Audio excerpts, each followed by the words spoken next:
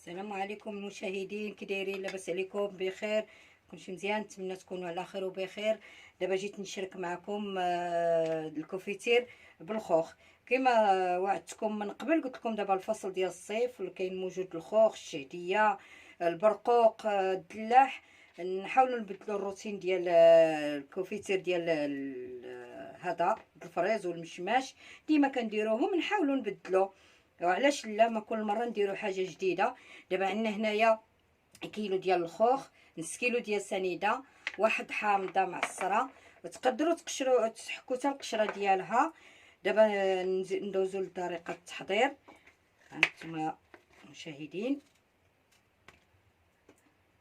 هادشي قد ما استعملنا في الدار اقتصادي وبسيط وسهل في التحضير. بنادم ضروري يبدل وكديري شي حاجه على يديك كتجي لذيذه بزاف. الحاجه ديال الدار كتجي لذيذه بزاف بزاف.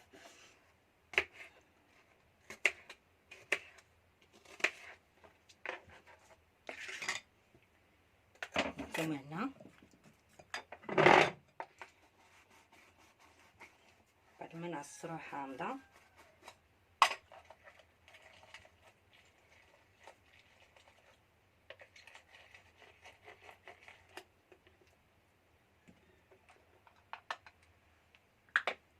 هانتوما مشاهدين، واحد حامضه كلها. علاش؟ باش ما من كنرقدوا داك الكوفيتير، نرقدوا الخوخ ما كيكحالناش، حيت كيبات ليله كلها. كنديروا له السلوفان، البلاستيك الغذائي، ونديروه في الثلاجه كيبات ليله كلها. عاد كنطيبوه. دونك خصنا ضروري نديروا له شويه د الحامض باش ما يكحالش. وداك الحامض كيعطيه واحد النكهه زوينه بزاف. الحامض راه كتعرف كيتواتى مع جميع الشكل ديال الكوفيتير.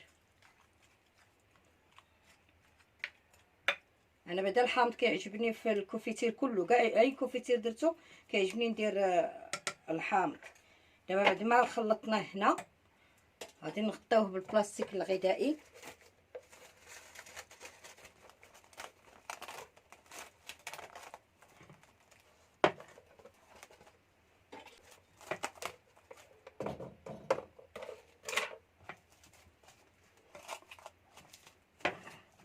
ثم المشاهدين في الثلاجه غادي هما المشاهدين غادي يبات ليله كلها في الثلاجه باذن الله.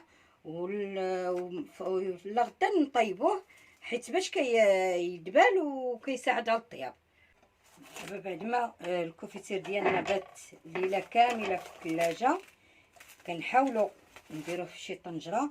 هذا ديال الخوخ مع طايب، ما يحتاجش الكوكوط، يعني طنجره عاديه.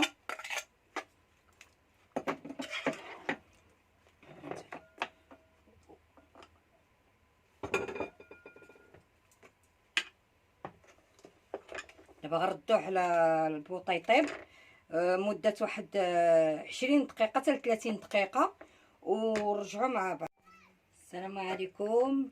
هانتوما بعد ما وجد الكوفيتير، هانتوما المشاهدين بعد ما طاب معنا الكوفيتير ديال الخوخ، هانتنا راه ما كنطحنوش بالطحال الكهربائي، كنطحنو غير باليدوي. كنديرلو غير هادي حيت كيعجبني يبقى طريفات، كيعجبني كيبقى فيه ديك الطريفات هكا، كيجي فيه واحد المذاق رائع رائع، ما كيجيش معجن بزاف. انا كنفضل هذا ديال الخوخ ديال الشهديه، وهذا كيعجبني نصوبو غير بهذا، ما كنطحنوش كاع بالطحان الكهربائي. هانتوما دابا معايا شوفوا كي داير الشكل النهائي.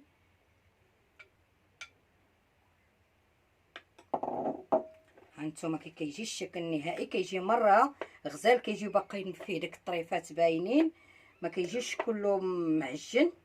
انا كنفضلو هكا، يعني هذا الخوخ والشهديه كلهم انا كيعجبوني هكايا. ونتمنى من الله ينال الاعجاب ديالكم وما تنساونيش من لايك وجيم. ونتمنى من الله ينال الاعجاب ديالكم، ومازال نعطيكم المزيد من الوصفات ديال الكونفيتير. السلام عليكم.